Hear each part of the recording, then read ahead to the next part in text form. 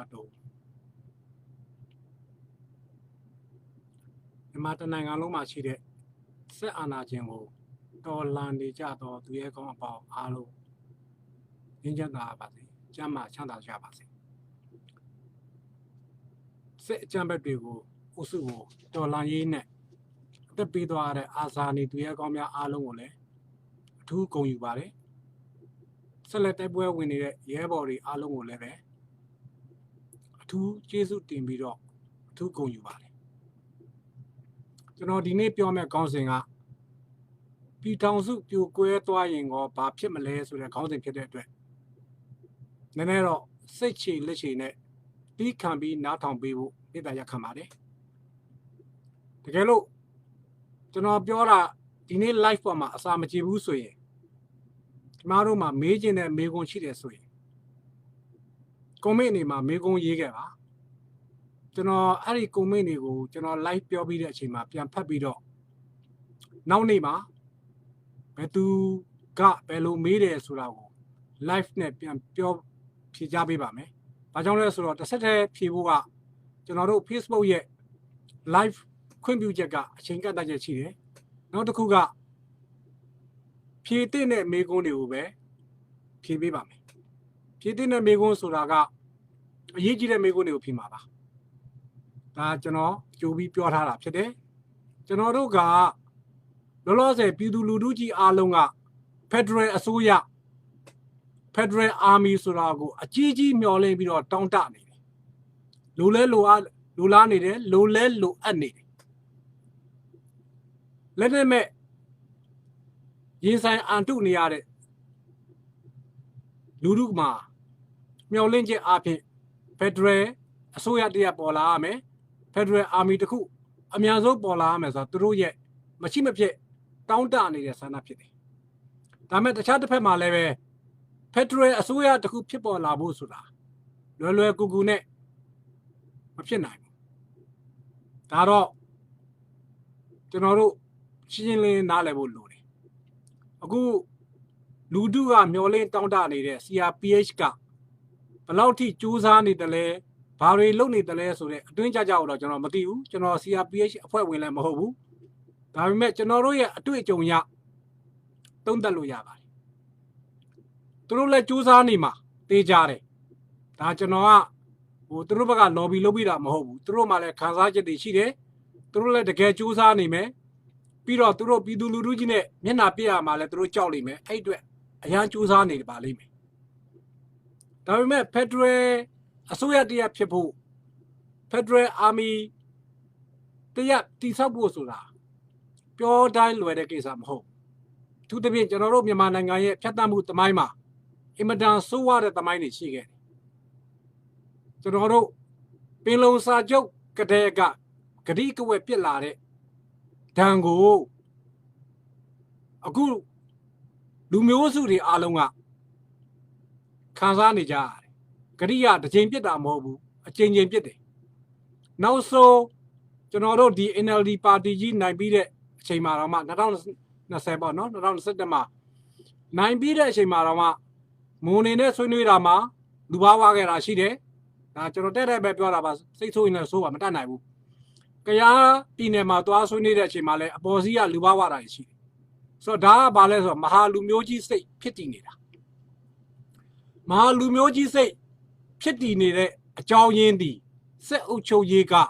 set that day, say yandiari, kaimabo a twet. Lobby low in a kitty dwara. General Tongoa chosen the cune, Anna Tane, Bojone winner do Anna Tane at Tema Pagere, Bojo Tanti as a she.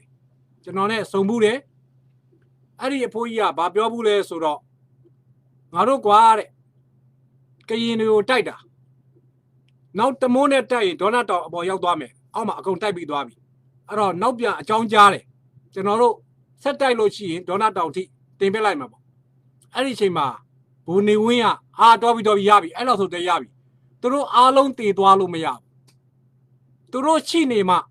Maru Yandia, Lepalo Yamalu, Maru now Pioge de Qua. I know by Marong, I'll say Bido. Through Chiani Bido, a low twilight day, pays you like it. The get up. The Lenakai Easu go. ရှင်တန်ခွင့်ထားခဲ့တာဘာဖာစုံလုတ်ခဲ့တာထိုင်းနဲ့ဗမာကြားထဲမှာဘာဖာစုံ community ပြတ်မသွားအောင်ဆိုပြီးလုတ်ခဲ့တာဒါမွေးထားခဲ့တာဒီလိုပြောတယ်ဆိုလိုတာကတနည်းအားဖြင့်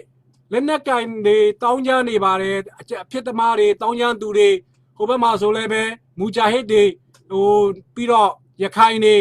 ကရင်တွေကချင်တွေမွန်တွေတောင်းကြနေပါတယ်ဆိုတော့အကြောင်းပြချက်ကြီးနဲ့ဒီစစ်တပ်ကြီးကိုအသက်ရှင်ဖို့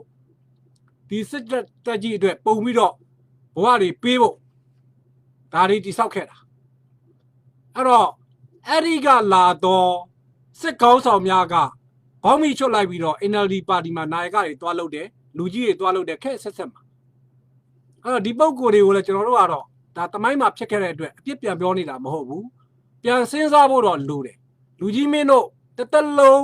အပြစ်မဲ့ကရင်တွေကချင်တွေမွန်တွေချမ်းတွေကိုတတ်ခဲ့ပြီးပြီအစွန်းကုန်ထိလုံးဝငြိမ်သက်သွားပြီလား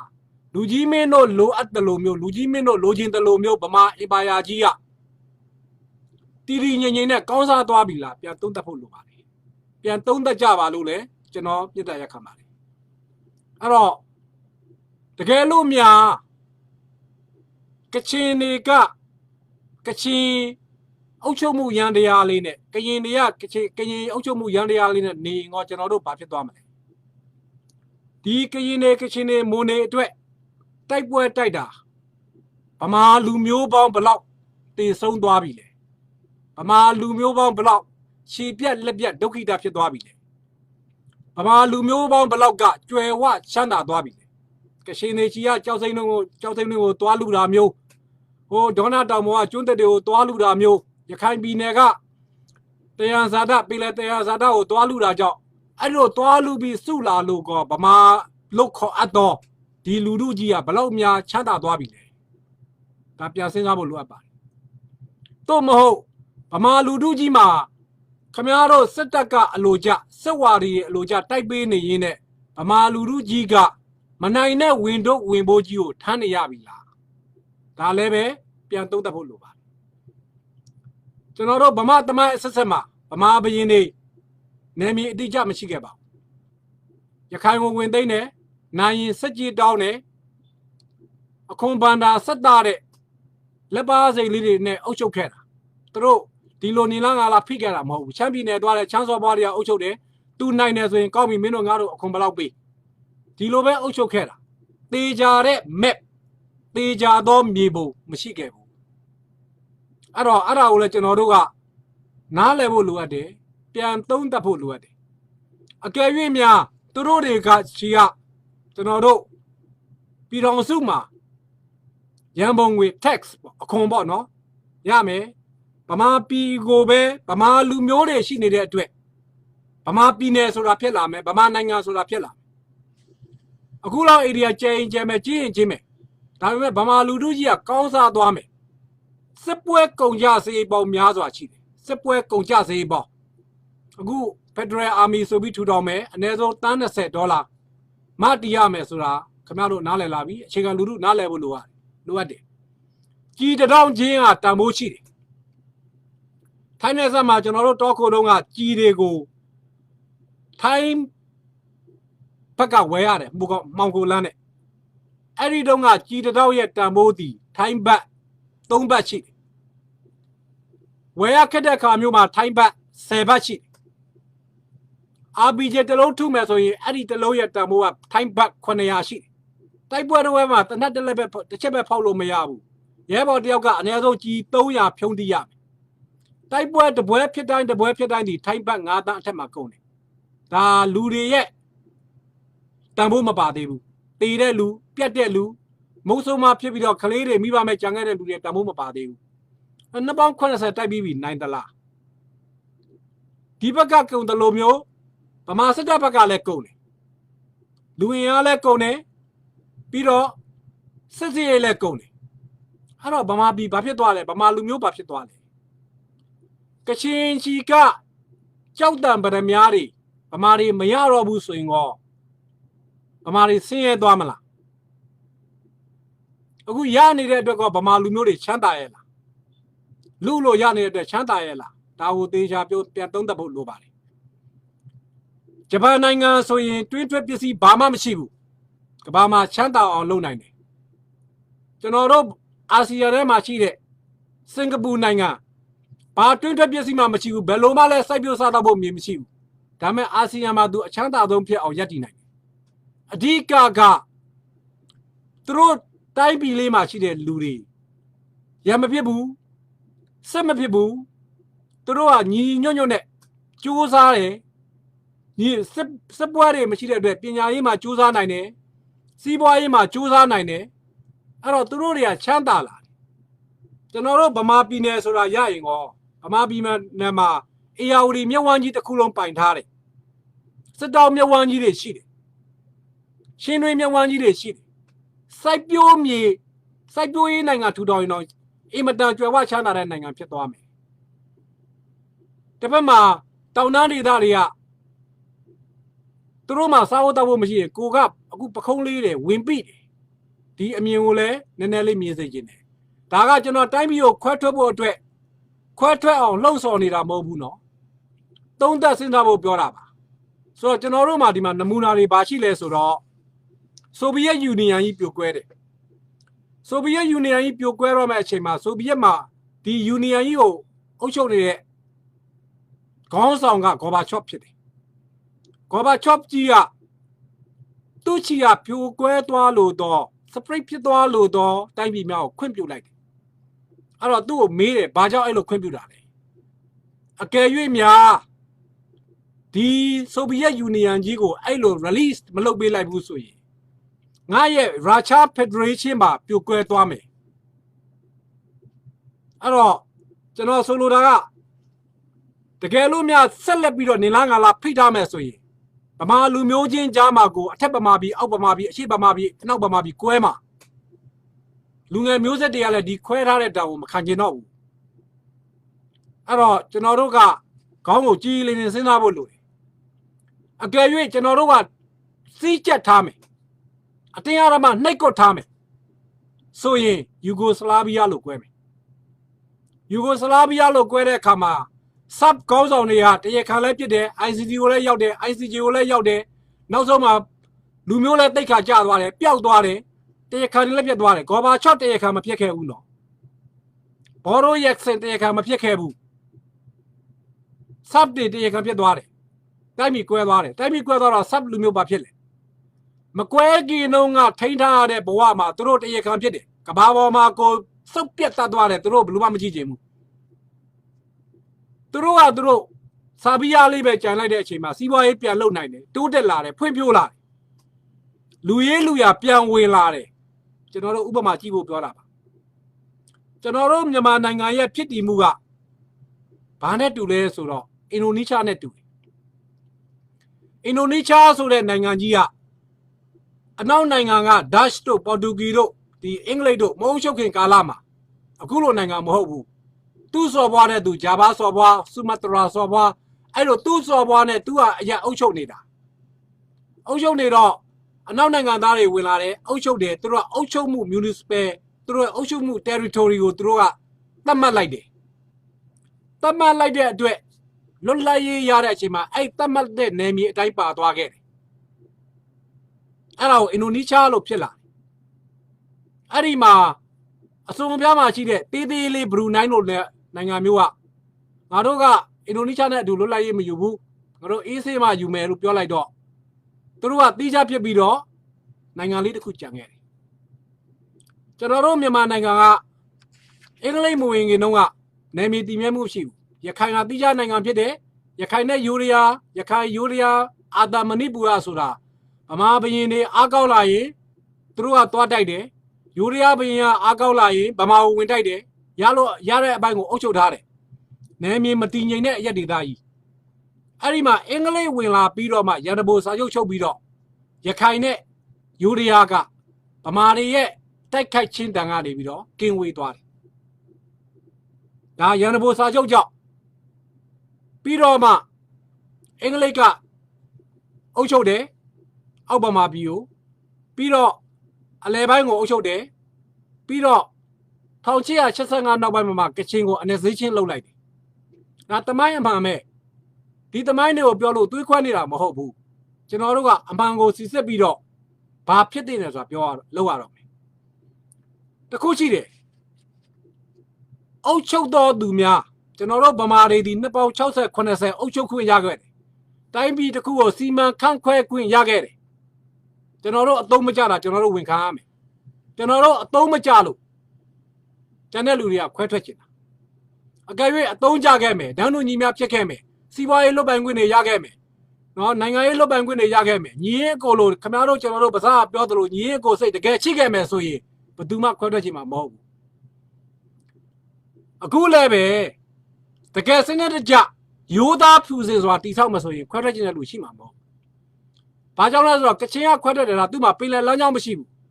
သူဒီနောက်ခံအင်မတန်အင်အားကြီးတဲ့တရုတ်ကြီးကိုကြောက်ရတယ်အဲ့တော့သူ့မှာအားကိုးမဲ့ယူနီယံတစ်ခုလိုအပ်တယ်အဲ့လိုပဲချင်းပြည်နယ်ဆိုတာနောက်ခံကလားကြီးကိုကြောက်ရတယ်အိန္ဒိယကိုမျိုးသွားမှာရခိုင်ကခွဲထွက်သွားရင်လည်းရခိုင်ကဘင်္ဂလားကိုကြောက်ရတယ်လူဦးရေကမျိုးသွားမှာအဲ့တော့အေးပင်ရခိုင်ပြည်နယ်မှာရှိတော့ရိုဟင်ဂျာလူမျိုးပင်တင်လျင်ဘင်္ဂလားကိုမုန်းတယ်ခင်ဗျားတို့ကျွန်တော်တို့ဗမာကဘလောက်တက်ဗမာကိုပူချစ်တယ်ဘာကြောင့်လဲဆိုတော့သူတို့ကတစ်ဖက်မှာမျိုးခါမှာကြောက်တယ်အဲ့လိုသူတို့ရဲ့နောက်ခံအနေအထားတွေကြောင့်ခွဲထွက်တယ်ဆိုရင်တော့မှသူတို့မှာယူနီယံလိုဂိုလိုနေတယ်အခုကျွန်တော်တို့အာဆီယံအတိုင်းဝိုင်းလေးကဗမာကိစ္စဝင်မပြောရဲဘူးဘာကြောင့်လဲဆိုတော့ဗမာကအာဆီယံမောင်းထုတ်လိုက်ရင်တရုတ်အောက်ကိုရောက်သွားမလားလို့စိုးရင်တလူမျိုးတရုတ်အောက်ကိုရောက်မှကြောက်တဲ့လူအိန္ဒိယအောက်ကိုရောက်မှကြောက်တဲ့လူတွေအားလုံးကယူနီယံနဲ့ပြန်စုမှာပဲဘာမှယူနီယံကျွန်တော်တို့ခေါင်းစဉ်ကိုယ်တိုင်ကခေါင်းစဉ်ကျွန်တော်တို့ရဲ့နိုင်ငံခေါင်းစဉ်ကိုယ်တိုင်ကယူနီယံကဘာမှတော့ပေါ့အခုတော့ယူနီယံကမြန်မာပေါ့နော်ဒီယူနီယံဆိုတဲ့စကားလုံးကိုယ်တိုင်ကချင်းချင်းလင်းလင်းလူဘိန်းတွေနားလည်အောင်မြင်နိုင်အောင်ပြောရရင်ယူရိုပီယန်ယူနီယံကိုမြင်အောင်ကြည့်လိုက်ပါဥရောပယူနီယံဥရောပယူနီယံဥရောပသမဂ္ဂကိုမြင်အောင်ကြည့်လိုက်ပြင်သစ်ဂျာမနီအင်္ဂလန်ဒီကောင်တွေအချင်းချင်းအရန်ရလိုခဲ့တယ်သူတို့ရဲ့ရန်လိုမှုသူတို့ရဲ့တိုက်ခိုက်မှုကြောင့်သူတို့အချင်းချင်းတိုက်ခိုက်မှုကဘလောက်ထိကြီးမားခဲ့တယ်လဲဆိုရင်ပထမကမ္ဘာစစ်ဖြစ်သွားတာသူတို့အချင်းချင်းတိုက်လို့ဥရောပသားချင်းတိုက်လို့ဒုတိယကမ္ဘာစစ်ဖြစ်သွားတာလဲဥရောပသားချင်းတိုက်လို့အဲ့လောက်ထိတယောက်ကြီးလို့မရအောင်ရန်လိုခဲ့တဲ့လူတွေဒါပေမဲ့သမဂ္ဂတစ်ခုအောက်မှာညီညွတ်သွားတယ်အဲ့တော့ဥရောပယူနီယံမှာပြင်သစ်မှတ်ပုံတင်ရှိတဲ့လူကဥရောပယူနီယံတစ်ခုလုံးမှာသွားလာလို့ရတယ်နော်ဝေးမှတ်ပုံတင်ရှိတဲ့လူကဥရောပယူနီယံတစ်ခုလုံးမှာသွားလာလို့ရတယ်ဘာကြောင့်လဲသူကယူနီယံကိုစနစ်တကျတည်ဆောက်နိုင်တယ်ကိုယ်ပိုင်အချုပ်အခြာအာဏာရှိတယ်ကိုယ်ပိုင်တရားစီရင်ခွင့်ရှိတယ်ကိုယ်ပိုင်ကိုယ့်ရဲ့အုပ်ချုပ်မှုဒေသမှာစီးပွားရေးလူမှုရေးအားလုံးကိုလွတ်ပိုင်ခွင့်ရှိတယ်ကောင်းပြီဒါဆိုရင်စစ်ရေးရဘယ်လိုတည်ဆောက်မလဲခင်ဗျားတို့နေတိုးတည်ဆောက်ထားတာကိုလေ့လာကြည့်ပါနေတိုးမဟာမိတ်လို့ခေါ်ထားတဲ့စစ်ရေးတည်ဆောက်မှုဥရောပစစ်တပ်ကြီးကဘယ်လိုတည်ဆောက်ထားတာလဲလေ့လာကြည့်ပါသူတို့မှာစစ်ဦးစီးချုပ်ဆိုတာကိုရွေးကောက်ပွဲနဲ့ရွေးတယ်ကြံသောနိုင်ငံများကစစ်ဦးစီးချုပ်များပြင်သစ်ရဲ့စစ်ဦးစီးချုပ်အင်္ဂလန်ရဲ့စစ်ဦးစီးချုပ်ဂျာမနီရဲ့စစ်ဦးစီးချုပ်အဲ့ဒီစစ်ဦးစီးချုပ်တွေက lieutenant ပေါ့ဒီလက်ထောက်စစ်ဦးစီးချုပ်တွေဖြစ်တယ်ကျွန်တော် Federal ထူထောင်ရင်လည်းအဲ့လိုပဲလုပ်ရမှာစစ်တပ်တွေအားလုံးကရင်တပ်မွန်ကမွန်တပ်ကိုပြည်နယ်နဲ့ကိုတပ်လို့ပြီးရင်အဲ့ဒီကတပ်ကတပ်မှုကြီးတွေအားလုံးကသို့မဟုတ်ကာကွယ်အဲ့ဒီမှာရှိသောတပ်ချုပ်တွေအားလုံးကသူတို့အချင်းချင်းရွေးစစ်ဦးစီးချုပ်ဒီ၄နှစ်မှာသို့မဟုတ်ဒီ2နှစ်မှာဘယ်သူလုပ်ရမလဲသူတို့ချင်းချင်းရွေး election လုပ်ပြီးရင်ကြံတော့မဖြစ်လိုက်တော့စစ်ဦးစီးချုပ်များကဒုတိယစစ်ဦးစီးချုပ်တွေဖြစ်သွားတယ်စစ်ဦးစီးချုပ်ကလည်းပဲဘုတ်နဲ့ချိတယ်အဖွဲ့နဲ့အဲ့လိုညီညွတ်အောင်တည်ဆောက်လို့ရတယ်ဒါပေမဲ့ဒါတွေအားလုံးဖြစ်ဖို့ကဗမာလူမျိုးကြီးစိတ်ကိုချော့ရမယ်ဗမာကငါတို့ပဲလုပ်မယ်ငါတို့ပဲနေရာပိုင်မယ်ငါတို့ပဲသမ္မတလုပ်မယ်ငါပဲအတွင်းမှုလုပ်မယ်ငါတို့ပဲနိုင်ငံတော်အတိုင်ပင်ခံလုပ်မယ်ဘယ်ရမလဲဘယ်လိုပေးမလဲယူနီဖက်ဒရယ်မှာအဲ့ဒီစနစ်ကြီးကပျောက်သွားမယ်သို့မဟုတ်ရင်ဖက်ဒရယ်မှာလုံနိုင်တဲ့အချက်တစ်ချက်ရှိတယ်ဗမာကဗမာအစိုးရဖွဲ့လိုက်တပြိုင်နက်တည်းမှာကရင်ကိုလည်းကရင်အစိုးရဖွဲ့ခိုင်းကချင်ကိုလည်းကချင်အစိုးရဖွဲ့ခိုင်းချောင်းကိုလည်းချောင်းအစိုးရဖွဲ့ခိုင်းခင်ဗျားတို့ လူမျိုးစုတွေကိုယ်ပိုင်အစိုးရတွေဖွဲ့လိုက်ပါကျွန်တော်တို့ဗမာအစိုးရနဲ့လူမျိုးစုအစိုးရတွေဖြစ်လာမယ်လူမျိုးတိုင်းမှာကိုယ်အစိုးရနဲ့ကိုယ်ချိလာမယ်အဲ့ဒီအခါမှာအစိုးရတရက်ချီက2ယောက်စီပြန်ရွေးဗမာတွေကလည်း2ယောက်ပဲလူကြီးများတာနဲ့တာလာမပြောနဲ့ကျွန်တော်တို့အမေရိကန်မှာစီနိတာတွေလုပ်တယ်လို့မျိုးငါလူကြီးများလို့4ယောက်ယူမယ်မရဘူးပြည်နယ်တစ်ခု2ယောက်ပဲအဲ့ဒီ2ယောက်ကမှအဲ့ဒီအစိုးရတရက်ချင်းလူမျိုးစုအစိုးရတရက်ချင်းစီကမှ2ယောက်စီရွေးပြီးတော့အစိုးရပုတ်ဖွဲ့ဒါဆိုရင်အဆင်ပြေသွားမယ်အဲ့လိုမှမဟုတ်ဘူးဆိုရင်တော့ဗမာလူမျိုးကြီးစိတ်ငါတို့ပဲတက်တယ်ငါတို့ပဲတိတယ်အဲ့တော့ခင်ဗျားတို့ပဲတက်လုံးလို့တိုင်းပြည်မွဲသွားတာဒါတော့ရိုးသားဝင်ခတ်မလို့လေဗမာလူမျိုးတွေလည်းမကောင်းစားဘူးဝင်တော့ဝင်ပိုးကြီးတွေထားရတယ်ဒီစစ်တပ်ရဲ့ဝင်တော့ဝင်ပိုးကြီးကိုထားရတယ်စစ်ဖြစ်နေခြင်းရဲ့ဝင်တော့ဝင်ပိုးကြီးကိုထားရတယ်အဲ့တော့တိုင်းပြည်ကမကောင်းဘူးဗမာလူမျိုးတယောက်ချင်းတွေအားလုံးကလည်းမွဲတေကုန်တယ်ပညာတွေမဲ့ကုန်တယ်တကယ်တနာဖို့ကောင်းတဲ့ generation ကြီးတစ်ခုရတယ်ခံစားလိုက်ရတယ်အဲ့တော့အတွေးကောင်းဟောင်းတွေကိုမပြစ်ပယ်နိုင်ဘူးဆိုရင်တော့ဘယ်လိုမှဘဝသက်တွေထူထောင်လို့ရမှာမဟုတ်ဘူးနောက်ဒီတက်ပို့ပြီးရှင်းရှင်းလေးပြောရင်တော့ဒီလောက်မှအတွေးကောင်းဟောင်းတွေမဖယ်နိုင်ဘူးဆိုခင်ဗျားတို့မျိုးဆက်အကုန်ဖယ်ပေးလိုက်တော့အခုဂျင်စည်းမှာရှိတဲ့ကလေးတွေကိုလှုပ်ခိုင်းလိုက်သူတို့လှုပ်သွားရင်အောင်မြင်သွားမယ်မဟုတ်ရင်ဆွေးနွေးလို့မရဘူးဆွေးနွေးနေပြီးရင်အချိန်ကုန်သွားမယ်ဆွေးနွေးနေနဲ့မပြေလည်နိုင်သောအရာတစ်ခုကိုဆက်ပြီးဆွေးနွေးနေလို့ရှိရင်နှစ်ပေါင်း100ကြာသွားရင်လည်းအောင်မြင်မှာမဟုတ်ဘူးခုနှစ်ပေါင်း80ဖိနှိပ်ပြီးသွားပြီနော်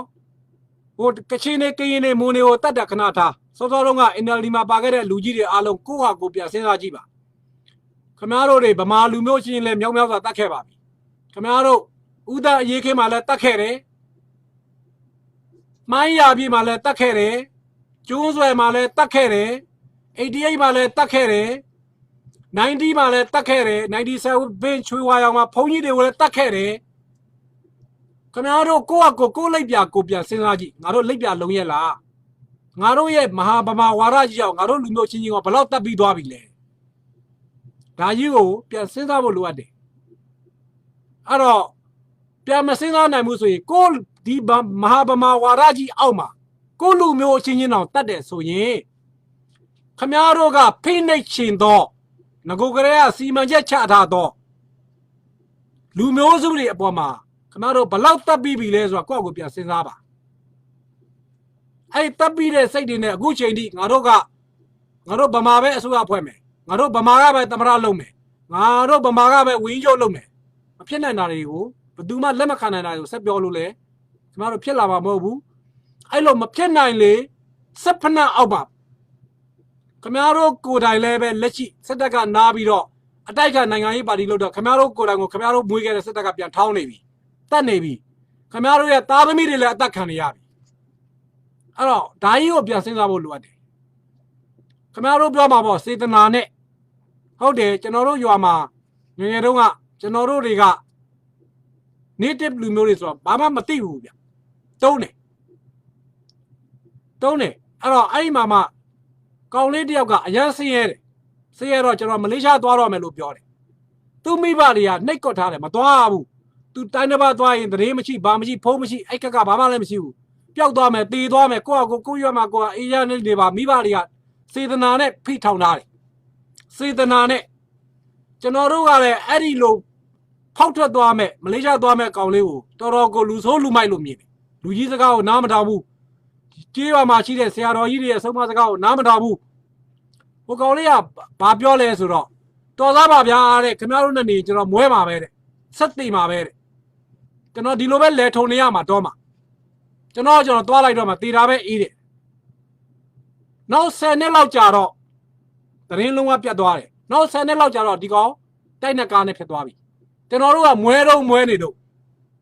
အဲ့တော့ကျွန်တော်တို့ရဲ့အစွဲတွေကိုတခါတလေမှာတော်လှန်ပစ်ဖို့လိုတယ်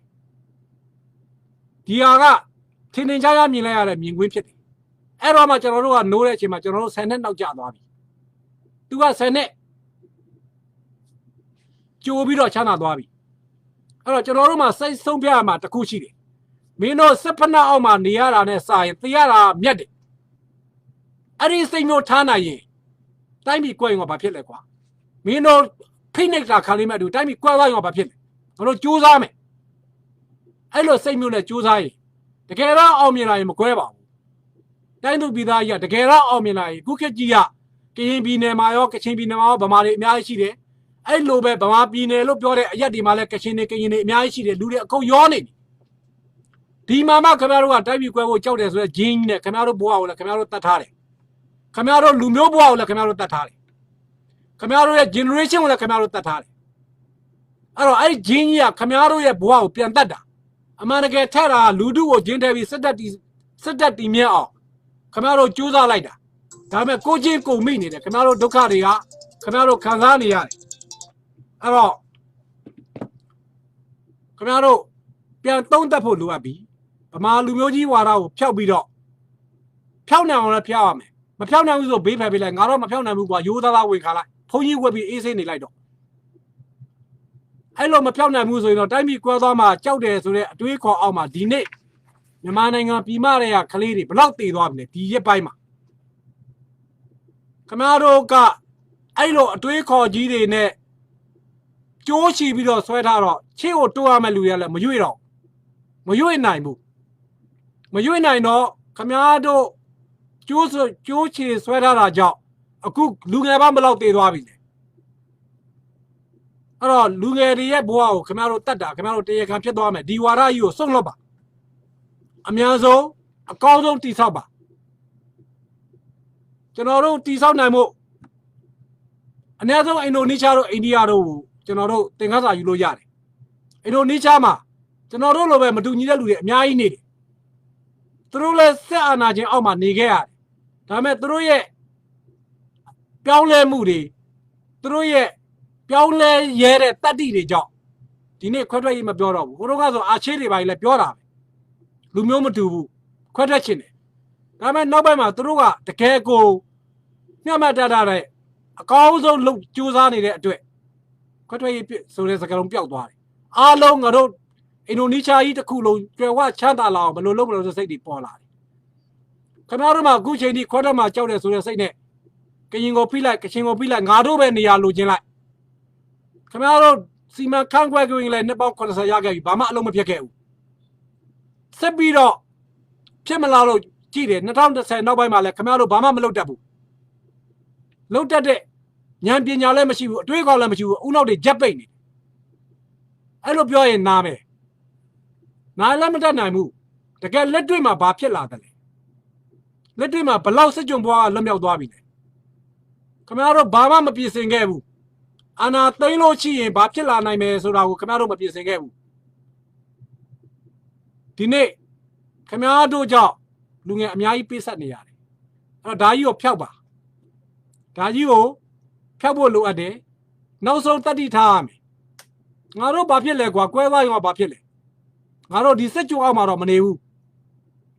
Di set you on Lame. I set you send a Jeep Dome. Set I 19 I Pio Domas or Luria Yonji Lame. A change Pian Latimia. Di set that yet. Yandiarema, Camaro could I lebanit. Lechi, General the range Java, and only a malo, Yucha Kalayare. The good Yuchaka Amadema Rama. Amiaji Leo will be a Sedwachi. There was a BH of Biobuno, took a marriage use out in a money. Jangato Amamiarea. Napecho de Chile, the Rainbow Chile, the Lani Chile. Amiara Guachari. They are looking at it, and I you Camaro you. I know say Muna Camaro such a day. Camaro Boariba, Piesi Dorim. Aro Tati Taba. Yedi Sombiaba. Yoda Pusema. The Lumiosu to Colabo. Another Naro Bama Lumio, Kausavo, Bama Lumio say go to get it so ye. Naro Bama Lumio Kausavo do it. Naro Yedi is Sayaro as a signal Tabalo. General Piogene. Camaro, I will say Mummy on leve, Mummy Namazino, Sula Sudan Mibare.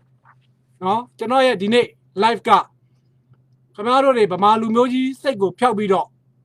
Time me going like Quaquas at Tadimu. Tavalo, Pioja in Digo Shobari, Alo Jama Chama Jabari, Assalamu alaikum warahmatullahi wabarakatuh.